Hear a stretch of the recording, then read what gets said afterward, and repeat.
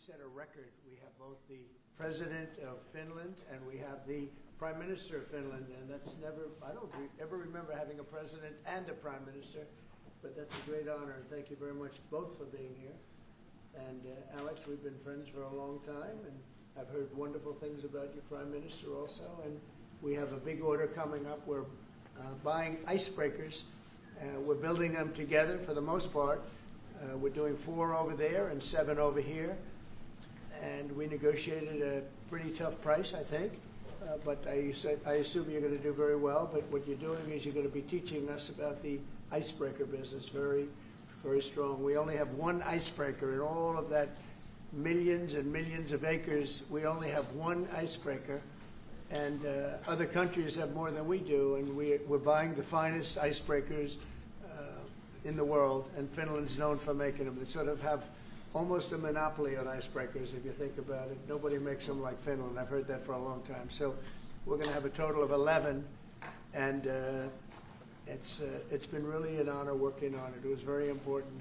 We were making them, but we didn't make them right. By the time we finish, we're going to make them maybe better than you, but at least as well. But probably not better, but at least as well. So I appreciate both of you being here. It's an honor to have both of you. Really tremendous reputations, and it's a great country. Thank you very much. Alex? Yeah, no, thank you, Mr. President. I mean, I remember our first conversation just after you had been elected in November. The first thing you mentioned was icebreakers. We need them, and then we've been working on this issue ever since. And we're happy to announce that we're basically building 11 icebreakers together, 4 of them in Finland, in joint endeavors, and then 7 of them here. And I think the reason that we've landed in Finland is that 60% of the world's icebreakers are built in Finland. 80% are designed. We've been building them for over 100 years. And speaking of price and time, I think we're the country that can provide them half the price and half the time that others have it. And I think this is a huge strategic decision by the President as well, because we all know that the Arctic is important strategically, militarily, and in terms of the economy as well. And now we can work on this together.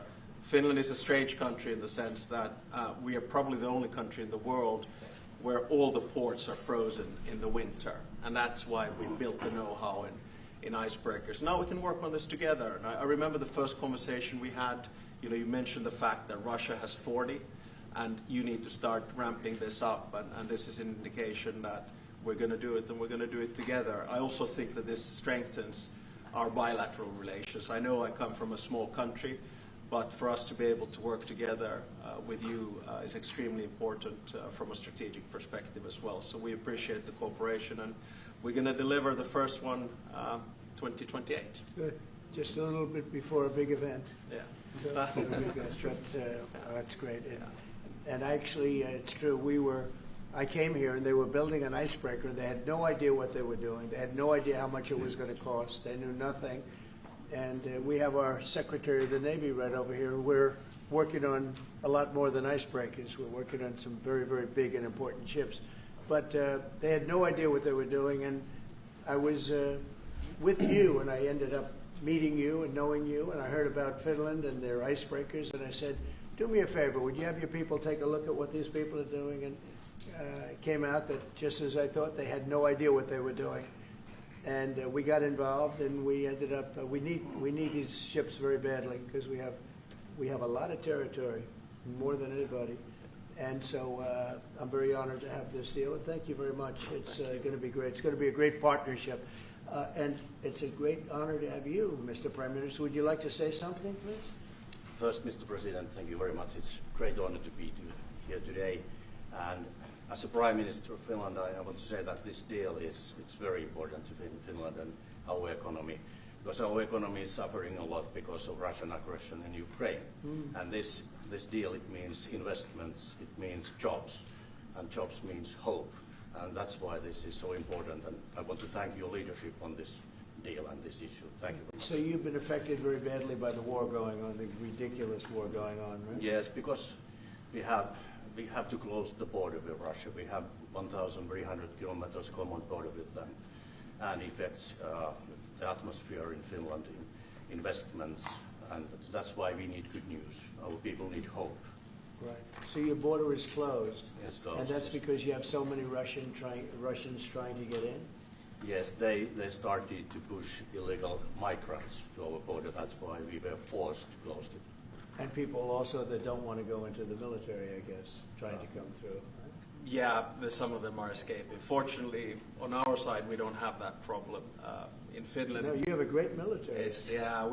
we have compulsory military service, and as I always say, we have 900,000 men and women who've done it, including myself and the Prime Minister. We have 200. And you've been fighting Russia for a long time. So how many years have you been indirectly fighting Russia?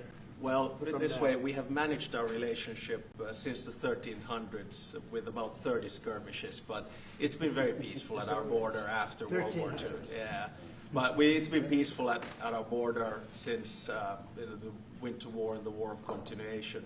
But, I mean, a lot of it is because we actually have a very large military. It's the biggest in Europe together with Turkey, Ukraine and Poland. We have over 60 F-18s. We just bought 64 F-35s. We'll Yeah. roll out the first one in Texas in December.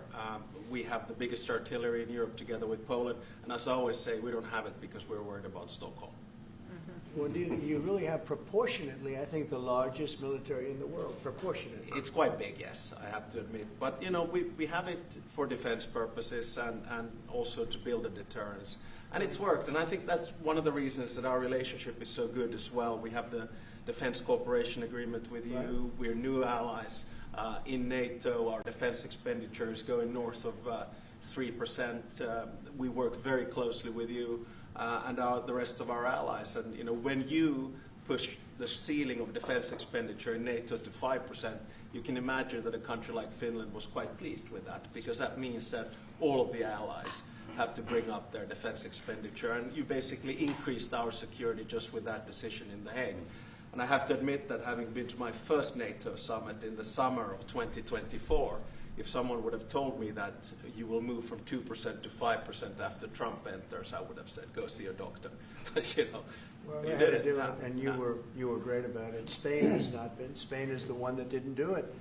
And so I think you people are going to have to start speaking to Spain. The only one that didn't do it, the only NATO country that didn't do it is Spain. And you'll figure what that's all about, right? Yeah, I mean, we'll work, and I think with the leadership also, Mark Rutte, Yeah, the he's Secretary great. General of NATO. I think, you know, there are a lot of commitments that have to take place, and this, of course, is going to also increase industrial defense exchanges. I think we buy 4 times more military material here from the U.S., and I think it's an essential part of our whole military setup in Europe. And it's good to be working on this together. But there's one thing that I wanted to mention also. I want to congratulate you for what we have seen in the past 24 hours in Gaza. Thank you. I think it's a historic deal. I went through the 20 points. It's almost like the best of record.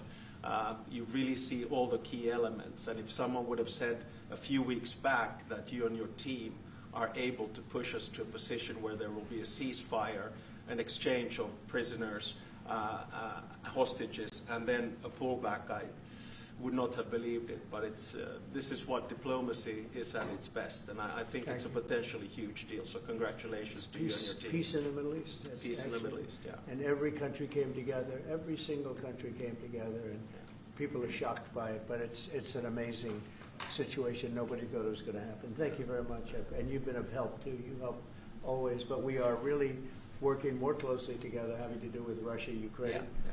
And I would have thought that would have been easier, because that would be number 8 for me, number 8. And I would have thought the Russia deal maybe would have been one of the easier ones. And unfortunately, last week they had over 7,000 soldiers die unnecessarily. So it's a terrible thing, but I think we'll be getting there hopefully soon. Yeah, probably we'll go, I mean, or you will be going piece by piece. I mean, there are only so many agreements that you can get done, and I think this one will be the next big one. Of course, this one needs to stick, and I'm sure it will, because the incentives are all there, and then we'll continue to work. I mean, the last time I was here in the Oval Office was with the other European leaders in August, and I think we did a lot of good advancement there on security arrangements. I think you pushed us Europeans hard not to buy oil and gas from Russia, which I think is a very correct decision. Europe just put down its 19th sanctions package. I think Russia is actually right now, both economically and militarily, not in a very strong place. And I think it's because of the commitments that we've made to Ukraine. So, day by day on this one. Yeah, we're going to get it worked out. Questions, please? President, question for President Stubb. You have time and again said that one should not underestimate Mr. Trump's negotiating ability. Do you personally believe that Mr. Trump deserves to win the Nobel Peace Prize tomorrow? Well, I think that's probably a decision that comes from the Nobel Committee. And my take is that there are two key pieces that have to be solved in the big picture. One is in the Middle East, and we're seeing the results of that. And then the other one is between Russia and Ukraine.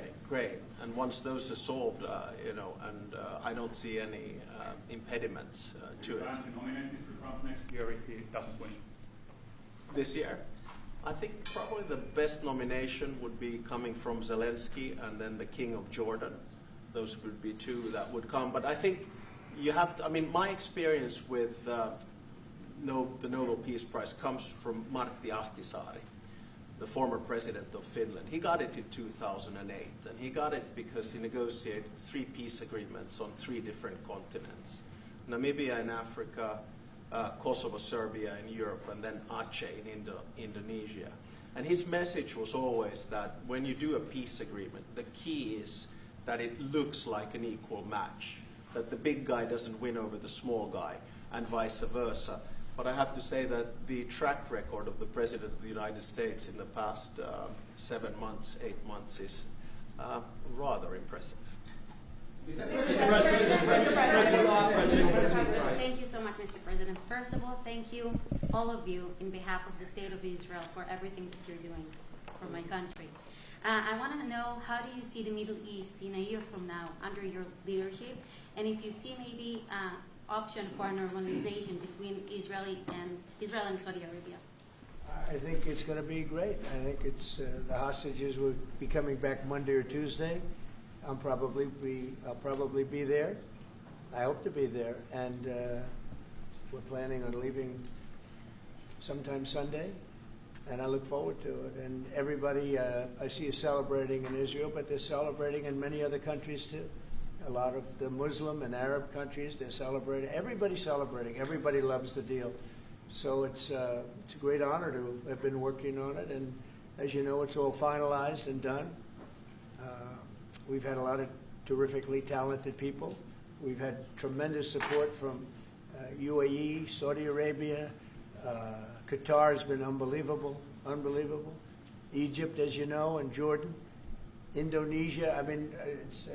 I don't want to leave anybody out. Just so many different countries. It's been incredible. Nobody's seen anything like it. So I think in a year from now, it's going to be great. I think it's going to be great. Mr. President, how do you rate your chances of winning the Nobel Peace Prize tomorrow? Well, I don't know. Look, I made 7 deals, and now it's 8.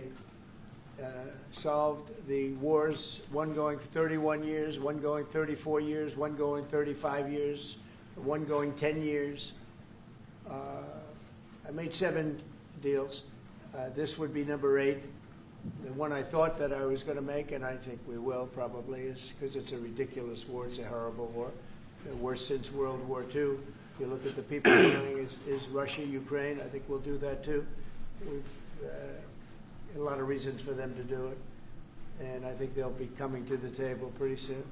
But this is the biggest of them all. This is a big one. Although I think India and Pakistan is very big. 2 nuclear nations. I did that based on trade and because of the tariffs. If we didn't have tariffs, you wouldn't have been able to do it. But I said, if you guys are going to fight, I'm putting 100% tariffs on each of you. And they immediately stopped fighting. And that was going to go nuclear. That was back and forth. So I know one thing. I don't know what they're going to do really, but I know this, that nobody in history has solved 8 wars in a period of 9 months. And I've stopped 8 wars. So that's never happened before. But they'll have to do what they do. Whatever they do is fine. I know this. I didn't do it for that. I did it because I saved a lot of lives. And that's the thing that bothers me so much about the Russia-Ukraine. 7,000 people are dying a week. young soldiers. They're almost all soldiers of Ukraine and Russia. So in theory, it doesn't affect us, no, but it's a terrible thing. And we'll get that solved too. But nobody has ever done 8 wars. Nobody's done 8 wars in 30 years, let alone 9 months. Are you going to step up the pressure? Are you going to step up the pressure for a Ukraine deal? Yeah, particularly on we are stepping up the pressure. We're stepping it up together. We're all stepping it up. NATO's been great. The leader of NATO, as you know, Mark, has been fantastic, I think, and he's a fantastic guy.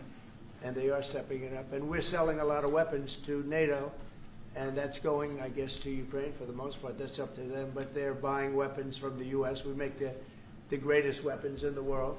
You buy our planes and a lot of our equipment. And you have a big force, actually. You have a tremendous force of equipment. So I think we'll get that one done too, yeah. President Obama got it for way less. I want to finish, maybe. Mr. President, Mr. I'm from Finland. Mr. President, I'm from Finland. He okay? Yeah. Am I okay? He's all right. You're from, you look great. Go ahead. President, you are buying icebreakers from Finland. Yeah. But what if Russia and Vladimir Putin attacks Finland? Would you defend Finland? I would. Yes, I would. They're a member of NATO. I would. They're great people, but I don't think that's going to happen. I don't think he's going to do that. I think the chances of that are very, very small. But it's very interesting because you have a very big military relative to your size. You have a very powerful military, one of the best. And but certainly we will be there to help. Okay? Thank you. Mr. President. Okay, please. Mr. President, thank you. We have a big border, as our president said. How would you exactly defend Finland? And yeah, thank you. Say what? How would you defend Finland? Vigorously. Can I just add on that? We're very pleased with the fact that we have so much training going on with American soldiers right now. So they're getting experience from Arctic conditions. And we're integrating our militaries together, working not only through the DCA agreement, but other ways as well. We see that day to day in the work that we do, and it's working well. Okay? Yeah. Please. Yeah, thank you. How do Where are see you the- from? I'm from Finland too. Only Finns here. You have a lot of. Yeah, a lot of Finns. It's No? very impressive. So, Mr. President, I like them better than our reporters. So, how do you see the situation in the Arctic developing? Are there going to be any mutual plans for Finland and U.S.? Well, we will. I mean, we have a lot of relationships together. I mean, mostly buying our military equipment. They buy a lot of it. They have an order, I guess, 60 planes, 64 F-35s, and many other things too. It's a big order. Big countries don't order that many planes. You know, it's 10 billion. You have a lot of aircraft, a lot of great military. We make the best military equipment. They buy a lot from us, so it's very good. We're going to work together very closely with Finland and with NATO. We have a very good relationship. As you know, I requested that they pay 5%, not 2%, and most people thought that was not going to happen, and it happened virtually unanimously. We had one laggard. It was Spain. Spain. You have to call them and find why are they a laggard, and they're doing well too. You know, I think because of a lot of the things we've done, they're doing fine. They have no excuse not to do this, but that's all right. Maybe you should throw them out of NATO, frankly. Please, go ahead. What are you planning to do with Tall that? gentleman, nice tall gentleman, go ahead, with a yellow shirt. Thank you, Mr. President. I wanted to change gears just really quickly and ask you, you're going to Walter Reed tomorrow? What are you having done, and how are you feeling? I'm meeting with the troops, and I'm also going to do a sort of semi-annual physical, which I do, and I think I'm in great shape, but I'll let you know. But I have no difficulty thus far. Is there wood around here? I'm not going. No difficulty. Physically, I feel very good. Mentally, I feel very good. You know, I did about 6-7 months ago. I do physicals. I like to, when I'm around, I like to check always early. Always be early. It's a lesson for a lot of people. But I also did a cognitive exam, which is always very risky because if I didn't do well, you'd be the first to be blaring it. And I had a perfect score. and one of the doctors said he's almost never seen a perfect score. I had a perfect score. I got the highest score, and that made me feel good. When they asked, would I like to do one, I said, yeah. I said, did Obama do it? No. Did Bush do it? No. Did Biden do it? I definitely did. Biden wouldn't have gotten the first 3 questions right. No, Biden didn't do it. Biden should have done it. I'm actually a person that believes that if you're president, you should do a cognitive exam. But last time I took a cognitive exam, and it was a perfect score. The doctors announced it. And by the way, not the easiest test. The first few questions are pretty easy. Once you get into the middle, it gets a little trickier. And there aren't a lot of people in this room that would get every single question right, I can guarantee you. You're putting me in a difficult spot now. Next question. Obama got the Nobel Peace Prize for way less than you did, and President Obama got the Nobel Peace Prize for way less. For doing nothing. Exactly. Obama got a prize. He didn't even know what he got. He got elected, and they gave it to Obama for doing absolutely nothing but destroying our country. No, he was not a good president. The worst president was Sleepy Joe Biden, but Obama was not a good president. Are you going to do something with the They gave him a prize. How many months after he won the election, then they gave him the Peace Prize, right? It was right after he was elected. My election was a much more important election. Now that you're fixing the situation between Hamas and Israel, are you going to be taking care of the Hezbollah or the Lebanese armed forces to take care of the Hezbollah? Yeah, we'll be able to do that. That will be, it's a smaller part of the puzzle, but very important part. They have a great new ambassador that I appointed, Michelle. Great new ambassador. So yeah, please. President, said that the hostages will be released on Monday or Tuesday. What's your strict deadline? When do they have to get released? Well, and how do you make sure each party abides by it? It's going to be around that time, yeah. They're working on it very hard. They're in very diverse parts of the earth, okay? They're very, very diverse. Actually, it's, I think they're going to come through. I'd be surprised if they didn't. I think it'll happen. Mr. President. In the back. Thank you, sir. The 19th point of the 20-point plan said that in the future there could be conditions in which the Palestinians might eventually get a state. Under what conditions do you think the Palestinians Well, we'll look at it at the time. We're going to see how it all goes. And, there's a point at which we may do something that would be a little bit different and may be very positive for everybody. But we'll be looking at that at the time. Mr. President. And I think we'll get to that. I think we'll get to that period, too. Yeah, please. Mr. President. Yeah, please, Blanchard. Thank you. Mr. President, the United States has previously said that that Europe would have to take more responsibility for its own security. Are you or the U.S. planning to withdraw some of the U.S. forces from the European soil? No, but we may move some around a little bit. I'd ask you that question, Pete. Go ahead. I think that's right, Mr. President. We're very much heartened by your leadership to get NATO to rise up to 5%, which means they can take primary responsibility for defense of the continent. But that doesn't mean America is abandoning NATO in Europe. But we could look at where our troops are postured, what makes the most sense for America and our NATO allies. We have a lot of troops in Europe, as you know, a lot. And we can move them around a little bit. But no, basically we'll be pretty much set. Go ahead, what's your second? My second question would be, are you planning to impose more sanctions on Russia at this point? I might, yeah, I might. Mr. President, your 20-point plan says we will encourage people to stay. Can you confirm that as Gaza is rebuilt, that no one will be forced to leave? Yeah, nobody's going to be forced to leave. No, it's just the opposite. This is a great plan. This is a great peace plan. This is a plan that was supported by everybody. I mean, as I said, they're dancing in the streets of many, many countries right now. It's amazing. I've never seen anything like it. No, we're not looking to do that at all. Mr. President, do you think that we can see a full withdrawal? Mr. President, can you cut through the politics on the shutdown? We had another failed vote today. Can you speak to our viewers from Orlando to Sacramento? What's your message to some of these families tonight facing missed paychecks, potential layoffs, and missed benefits due to the shutdown? Yeah, I blame the Democrats. They ought to call their local Democrat representative, whether it's a senator or a congressman, and it's their fault. I mean, they admit it's their fault. They campaigned on the fact that they'd never shut down the country, but they want to shut it down. And, we have the greatest economy. We're the hottest country in the world right now. I think you'd admit that. The hottest country. We went from a dead country a year ago to the hottest country in the world. So I think they probably don't like that. But we're doing great. I mean, we're doing great. I would say my message is call your local representative, congressman or senator, and tell them to get on the ball. The Democrats have caused this problem. Can I ask one more question? Congressman Yeah, Randy please. Fine.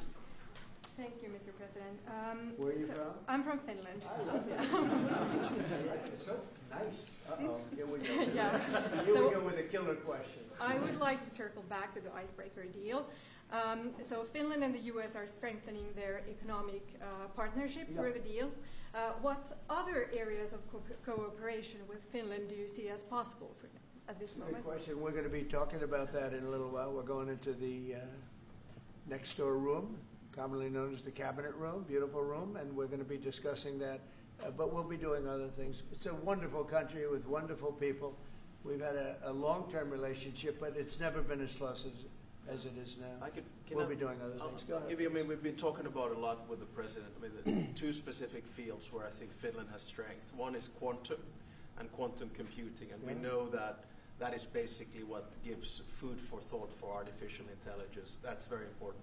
The second one is actually networks. And you know that there are two sort of safe and trustworthy Western networks right now. One of them is Nokia, and the other one is Ericsson. And actually 70% of all broadband in the United States is Nokia. So one of the things that we could work on together is creating the 6G space through networks. And we actually, Nokia has 7,000 people working here in the United States and an American CEO. Okay, anybody else? Mr. President. What is the international stabilization force that's going to deploy to Gaza? What is that going to look like? To be determined, really I think there's going to be a large group of people determining what it will be, and a group of people funding it that are very rich countries are going to be funding it. People want to see this work. It's going to work. It's absolutely going to work. And it starts, it's already started. We've signed, as you know. Everybody's agreed. I think Monday is going to be a very big day, Monday, Tuesday, but it's going to be, depending on where you are, it's going to be a very big day. I think it's going to be a day of great celebration.